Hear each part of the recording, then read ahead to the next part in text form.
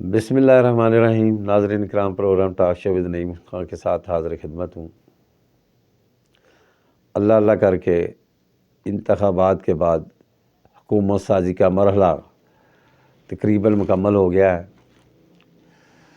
جس کے مطابق یہ طے پایا ہے کہ پریزیڈنٹ آف پاکستان یعنی صدر پاکستان کا عہدہ جو ہے وہ پیپل پارٹی کو دیا جائے گا، اور جناب آصف علی زرداری صاحب صدر مملکت ہوں گے دوبارہ دوسری دفعہ، اور وزیر اعظم پاکستان کا عہدہ جو ہے وہ میاں شہباز شریف صاحب کو دیا جائے گا، وہ دوسری دفعہ وزیر اعظم پاکستان بنیں گے۔ اور اسپیکر قومی اسمبلی کا عہدہ جو کہ بہت ہی بھاری عہدہ ہے، وہ بھی مسلم لیگ نواز کو ملے گا، اور سینٹ چیئرمین جو ہے وہ پیپل پارٹی کا ہوگا۔ یہ پیپل پارٹی اور مسلم لیگ نون نے اقلیتوں میں ہوتے ہوئے متحد ہو کر ایک حکومت بنا رہی ہے، جبکہ لارجسٹ پارٹی جو ہے بنی ہے وہ انڈیپینڈنٹ ہی ہیں، جن کو تحریک انصاف کی حمایت حاصل تھی۔ ناظرین کرام، یہ امر بڑا دلچسپی کا ہے کہ دیکھیں، یہ تو آئینی عہدے ہیں جو بانٹ لیے گئے ہیں، اور جو وزیر اعلیٰ پنجاب ہے وہ جناب مریم نواز ہوں گی، اور یہاں پر پنجاب میں گورنر جو ہوگا وہ پیپلز پارٹی کا ہوگا، اور اس کے لیے پیپل پارٹی نے غالباً تین نام بھی دیے ہیں، جن میں قمر زمان قاہرہ صاحب ہیں، ندیم افضل چند صاحب ہیں، ایک اور نام ہے۔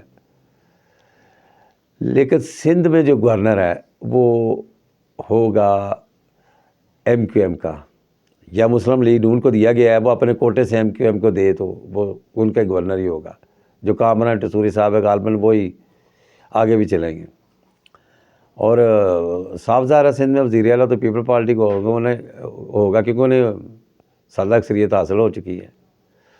جو دلچسپ کھیل ہے وہ ہے بلوچستان میں۔ آپ یقین کریں، بلوچستان کی سیاست ہمیشہ علاقائی پارٹیوں کی مرہون منت ہوتی ہے۔ اس دفعہ وہاں پر مولانا فضل الرحمان صاحب کی پارٹی کو 11 سیٹیں ملی، 10 سیٹیں ملی مسلم لیگ نواز کو، 10 سیٹیں ملی پیپل پارٹی کو، شاید ایک دو اور بڑھ گئی ہو کیونکہ وہاں الیکشن رزلٹ لیٹ تھے۔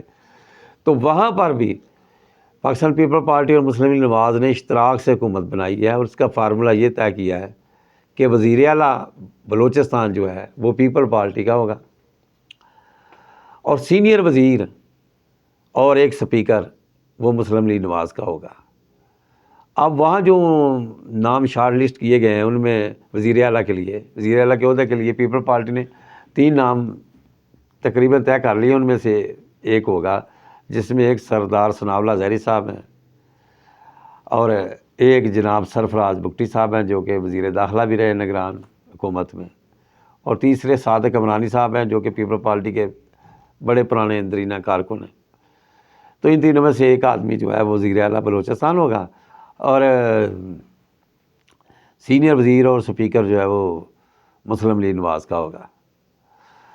یہ تمام معاملات طے کر لیے گئے ہیں، اور چونکہ کے پی کے میں تو آلریڈی پی ٹی آئی کے حمایت یافتہ سارے کامیابی ملی ہے، تو وہاں تک حکومت پی ٹی آئی کی ملے گی۔ اب اس کو انہوں نے نامزد کر دیا ہے سردار علی مین گنڈا پور کو۔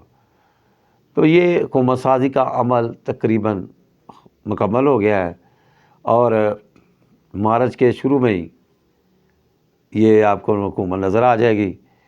تو یہ اجلاس ہوں گے اسمبلیوں کے آج کل میں، تو وہاں پر ممبران اسمبلی حلف اٹھائیں گے، اس کے بعد سی ایم کا اسپیکر کا چناؤ ہوگا، اس کے بعد منسٹر بن جائیں گے۔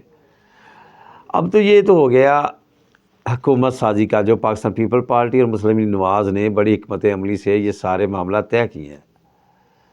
تو اس کو جو مخالف فریق ہیں، جن میں پی ٹی آئی ہے، جن میں مولانا فضل الرحمان ہے، یا دیگر پارٹیاں ہیں، مولانا سراج الحق صاحب ہیں جماعت اسلامی کے امیر، وہ تو کہتے ہیں یہ بندر باٹ ہے، اور اکثریتی پارٹیاں ذلیل ہو گئی ہیں، اور یہ بندر باٹ سے نچلی پارٹیاں جو ہے اقتدار میں آ گئی ہیں۔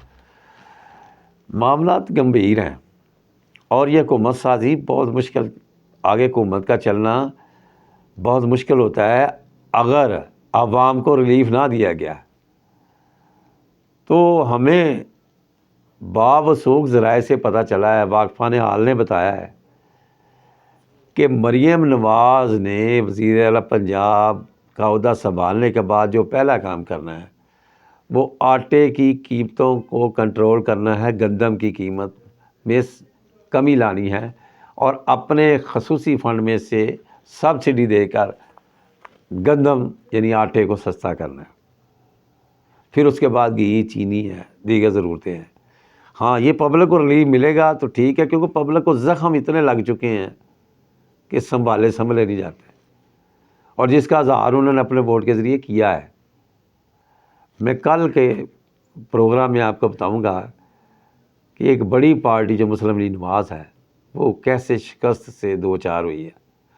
ناظرین اکرام، چینل کو سبسکرائب کیجئے گا، لائک کیجئے گا، شیئر کیجئے گا، دعاؤں میں یاد رکھیے. اللہ تعالیٰ آپ کا حامی و ناصر ہو. ملتے ہیں اگلے پروگرام میں. السلام علیکم ورحمۃ اللہ وبرکاتہ.